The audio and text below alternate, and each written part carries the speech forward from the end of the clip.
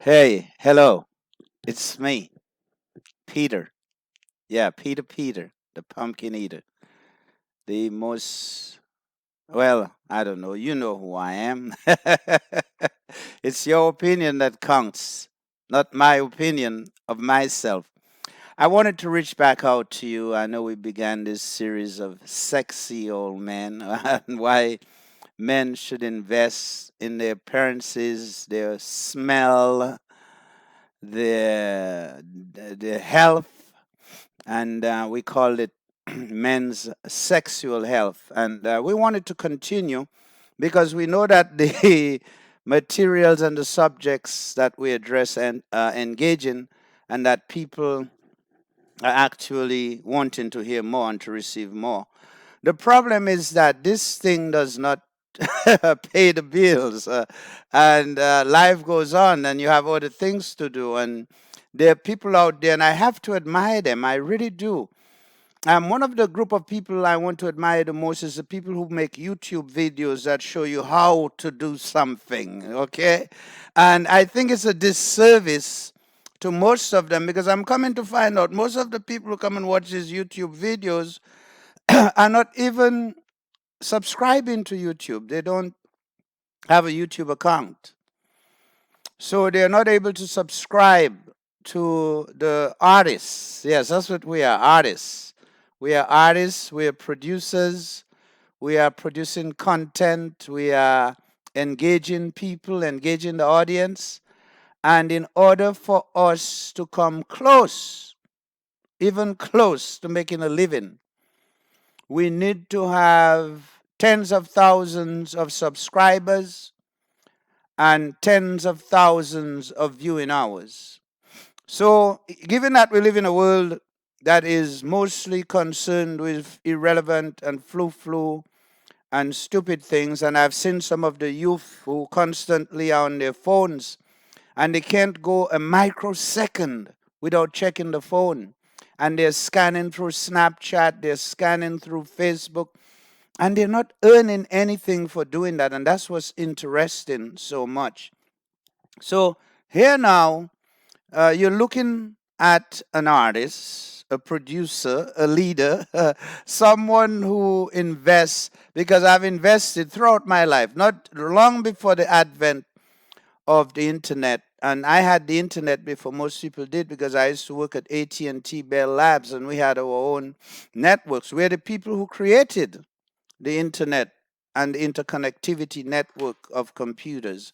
That's where it was done first, in those scientific, innovative business environments. So now here we come. Like even in my case, I own quite a few cameras. GoPro, you got to charge them, set them up, put them on on a tripod, and there may be a software where you can live stream from it.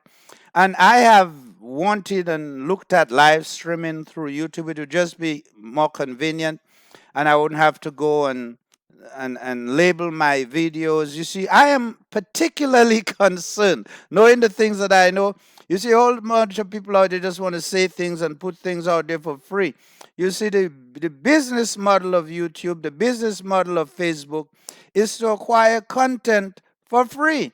And I'm a content producer. And so anything you say or do at any time, really, you don't know when it's going to blow up. You don't know when it's going to go and make a lot of money for somebody else. And you always want to have a claim on it so that you can get your share of that money. And if it becomes something that is in demand and you can get a residual off of it, you want to get your residual. So the other thing is people have so much confidence. They put everything in the cloud. All these people, all this youth, just all these photos. Everybody's a photographer now. Everybody is a glamorous person, and they're taking a picture this way. I don't even know how to do it. Let me see if I can do it. So they're taking the selfie and this selfie and that selfie, and they're posting it to see how many likes they will get. Now, I don't know how many likes. I haven't been getting that many likes. But guess what? We're going to continue the series on men's sexual health. We're going to talk about being sexy.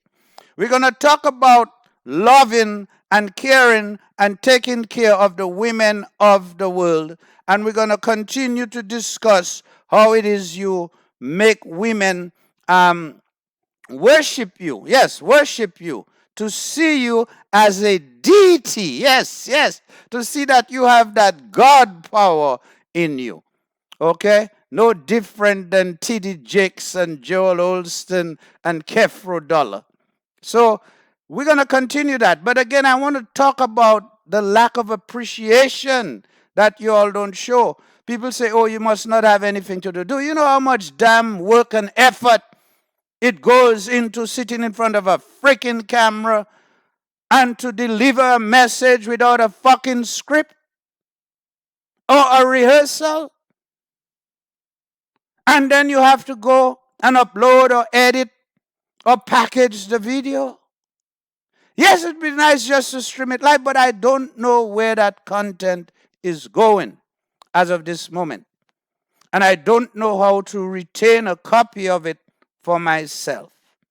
And I do not know if it's fully branded and if it has my copyright protection in order to give me some sense that I can retain control of my intellectual property. If you know how many people have those people singing and dancing, they don't own their intellectual property. Their intellectual property was exploited for 25 years before the laws were changed, that they could revert back to them. And maybe today they're getting some royalties, but the bulk of the money is made when the music first come out and it's sold. Hey, so you got to be careful. Even I remember in the days when Lil Wayne and them was saying bling, bling, bling, blah, blah, blah, blah, blah, blah, bling, bling, bling. And they didn't copyright that. They didn't own that. And then the term bling became socially acceptable. And the society accepted it. The same way all the creative words that the African people and the Ebonics have created for the English language. Even Donald Trump knew to go and to copyright, let's make America great again. And he didn't invent that. Ronald Reagan started that.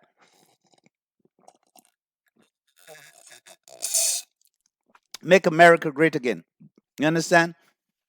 So if you go and you use that, Trump can come after you, at least for the next 10 years. He got the rights to make America great again. So I wanted to share with you just real quickly about staying healthy. This is 2021. This is going to be a short January month because tomorrow we're starting off with a day of business. And I want to tell you one of the most important things about being sexy, right?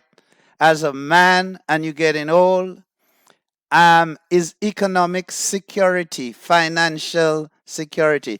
Even if you didn't have pretty white teeth like mine, and you just had some yellow teeth and some geeky skin, financial security will get you in the door. Now, the saddest and the dreadest thing is as we getting older to see that instead of getting more financially secure, you're becoming more financially insecure. And so, as you know, we and I specialize in matters financial. And so we know, first and foremost, there can be no romance without finance, okay? That's a nuisance. That's a damn nuisance.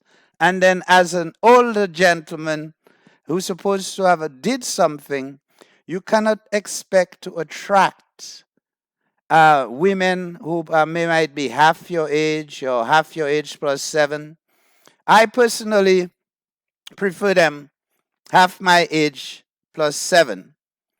However, I will accept them at less than that. I mean, if they agree that's what they want. You see, I cannot agree for them. I always ask the young women, I always tell them, I say, look, you're probably younger than my own daughter. What do you think? And the young woman usually say to me, Peter, I'm a grown woman. I can make this decision. And then they choose me, and I feel so honored. I'm like, wow, look at that. Huh? At this time and at this place, actually, when I was their age, I couldn't get them or anything lower than them. And you get to this point in life and you have so many goats and so many cows and so many acres of land, all right? And you're just so much more attractive. So let me tell you this, on the personal side, you have to do your hair. You say, I haven't done my hair yet, but I'm going to get my hair did this week, get a nice haircut, get a little color put in. So next time you see me, I'm going to have real nice black hair, okay? So you got to take care of your hair. You got to take care of your face. You know, get rid of that ugly beard you got growing there, all that white hair in your face. You got to take your medications, you know, whatever medication you're on for whatever condition that you have. You need to take your medication. I'd like to put my headphone on to make sure I'm speaking clearly and my voice is being recorded properly so you can hear what I'm saying. So you must take your medications. Now, towards the end of last year, I was fortunate enough. I had my heart looked at. I had a cardiogram. I guess that's what they call it. Got on the treadmill, got my rate up to 160, 170. No, that to me was a struggle doing that day and then because I really haven't done a whole lot of strenuous work this year. I'm the kind of person I like to do strenuous work, but I like to do it like, say, go in the yard, go dig in the dirt, go cut down a tree, go dig a hole, stuff like that, I like those kind of things, climb a mountain, kill a lion, maybe mistake the lion for a person or, something like that, go people hunting, After all, that's what the Europeans do. And the Chinese are doing it too. I hear in Africa, they're hunting people down. They've come to acquire a taste for Negro penis wine. I'll tell you that story later. Anyway, so now, so I got this cardiogram. The lady say my heart look fine, everything looks good. She don't see all the problems I tell her I'm having. I say, okay, fine. I ask them to give me a copy of it. They haven't sent it yet. Tomorrow I'll contact them and say, look, I want to watch my heart. I'd like to see the video too. I'm just as good as a physician as you are. Believe me, I will see things that you probably did not see. And at the end of the day, it's my heart and it's my body. Okay, so I was scheduled to do colonoscopy. I told you that before. That didn't happen. Those arrogant people didn't call in the medicine. Now they rescheduled me and they tell me they can only get me in this month. And so we're looking at somewhere around the 10th or the 11th. And I don't know. I still need to research them, look them up because, like I said, I had a family member who went to the hospital and they said that catheterization isn't surgery and they sedated her beyond sedation and they ruptured her aorta, killed her, and gave me her body, and then sent the police after me. To this day, the police have me on their list. And I tell you, it's a very interesting life. One of the things I reflected on today, and I always say to people, a luta continua, the struggle continues. Even being sexy is an ongoing struggle. Even during sexual intercourse, it's a struggle. So all I'm saying is that a luta continua. And when we came into this life, okay, and while we're in this life, nothing is easy. Everything is hard. And giving up is easy. Dying is easy. I saw them kill someone dear to me, and it was very easy how they did it, and it was very easy how they got away with it. So I don't trust any of these people. Some of you go out there and you just say, yes, doctor. Yes, doctor. Yeah. Is she really a doctor? Is he really a doctor, or is he just acting as a doctor? After all the people you all see on TV, when you see them, you say, oh, it's Dr. Oz, it's Dr. Phil, it's Dr. Geyser from whatever that show used to be, okay? So you can't just, and then the medical workers, they're poorly paid. The lady who was doing the thing for me, she could barely walk, barely breathe, but she got through it somehow. The tech, And those people can make mistakes. Whenever I go, I always watch what kind of needle they're using to inject me to make sure there's no rust on it or it's not a reusable needle. And I try to be nice to the people in the doctor's office. I give them little gifts and stuff, gifts of money. That's all I'm good for is a gift of money, because you just don't know. You want them to make sure that people can go have psychological issues and use just the same way they use it for sex and other favors. They can be a killer. You've heard of the nurses pumping up drugs, killing patients, saying they're taking them out of their misery. I mean, these things happen. These are real. I'm not making it up. And they could pump you. They take me in there. They give me that thing they gave Michael Jackson to go to sleep. I don't know if I'm gonna wake up. So I want you to know I'm very concerned about that. And everybody, oh, it's easy, just go do it. You see, most naive people in this world don't understand. Until you've had what I've been through, then you'll understand. But here's the thing. I will most likely go through that to see what's going on to make sure my gastrointestinal system is working okay. Then I will. I don't know if I'm assuming in that process they'll check your prostate, they'll see your prostate. So I may not have the need for a prostate exam, but going forward, I'm going to have, hey, so I'm going to have a doctor fingering me in the office. This Pakistani did it to me one time. I felt uncomfortable for a long time, and he was a nasty kind of guy too.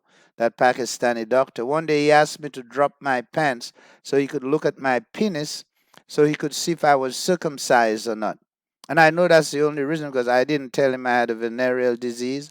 I didn't ask him to look at my penis, and then I don't know. He could have penis envy too, because I had gone to see a urologist one time.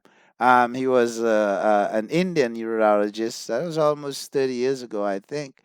And he says, "Oh, you got a really nice penis. It's this and it's that." I said, "Okay, well, thank you, sir."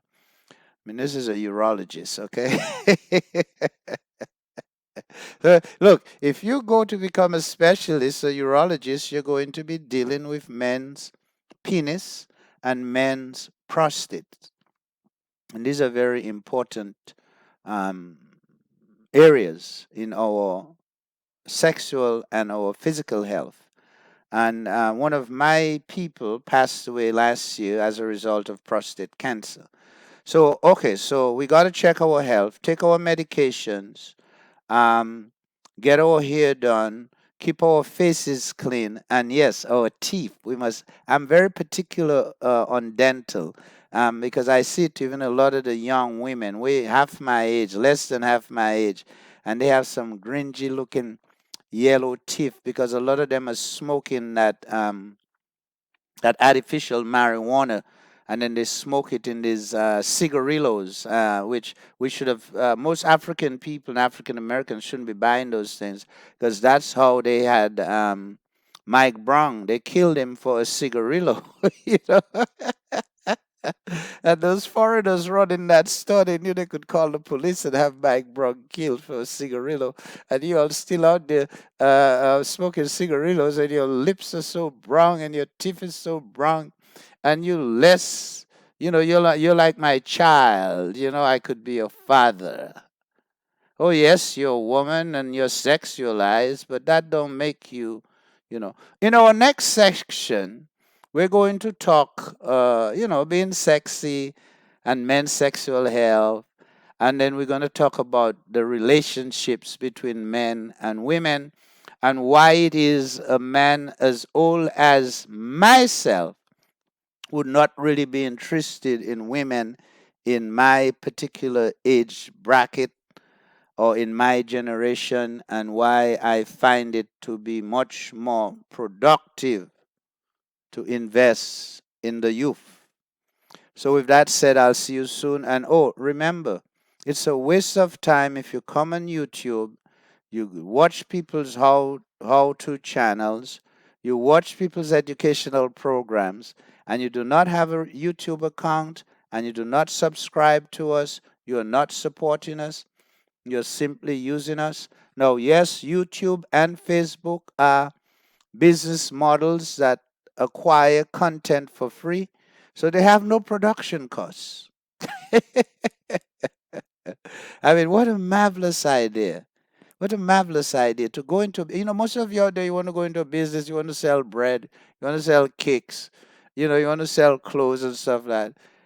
And you have to go acquire that, advertise it, sell it, and pay taxes on it. These people here don't have to do anything. And I never realized how voyeuristic the entire humanity is. So people are so voyeuristic that they want to go and tell everything about themselves on Facebook, on Snapchat, on Instagram, and they want to follow other people and just look at them and think, oh, that's life, and that's how we ought to be, and everybody's glamorous now. You go to the store and the little kid working the register, she got nails that cost $200. She got hair that costs $300, and she working for bare minimum wage or a little over minimum wage, and you try to tell her, say, young lady, I mean, don't you think you should be saving that money while you're still living at home and helping your mom? Because most times they're probably living with their mother. Or helping your mom and your dad. You know, everybody is glamorous. That's why you see I don't even look glamorous today. I don't have time. It's too much work. I am already naturally glamorous, okay? And that is what you say, the God power in you. You say thank you to that and thank you for that. So anyway, 2021 has already started. January is going to go by very quick. I want to, and oh, I forgot to tell you, the finance, right? And then the other problem is that life insurance, right? So a lot of us now, we older or we getting older, we didn't plan well, we didn't do nothing right, and we did a little right and a lot we haven't done right, and then we don't have no life insurance. So, and then, we got somebody there, um, or offsprings who, most people might be thinking, well, their offsprings will come in and save them, and that's not always the case. You can't assume because you have what you all call children, they have their own careers, their own life, their own families. And the problem is, even if somebody's coming to look after you, to help you in your time of need, it's much easier if you provide them the means to do so. Okay? So if you have the means to do so and you provide them the means, then it's easy. But somebody cannot stop going to work, stop doing this. Even your own wife or your girlfriend or your lover or whatever, sometimes you get locked up, they can't drop their job and come and see you because you didn't provide it like that. You didn't set up that kind of control. So these are some of the things that I want you to look into this year, 2021, that can make you more sexy and help with your sexual health. Okay, so you got to check the prostate, check the gastro, take your medications, your blood pressure, your low blood pressure, your blood sugar, um, your nerve medicines, whatever you got. So I was just thinking, right? So I'm on so many medicines, and you get it from another woman, and she's about the same age, and she got as much medicine as I do. I mean, come on, no, that's just not gonna work. Anyway, 2021, what we have to focus on is the first rule of sexiness is finance. There is no romance without finance. I'll see you soon. And I'm going to try now because it's a lot of work. Y'all don't understand. Y'all don't appreciate. Y'all don't even subscribe. Y'all don't even have an account with YouTube. Like it's taking away something from you. It helps us, okay? The content artists, the content producers, when you do so. So why don't you, as you're watching this, create a YouTube account, subscribe to my channel, and let's grow this thing in 2021 and beyond so we can have a platform to advance. We have clean stuff. We don't do stuff in poor taste. If we do, let us know. We'll see you.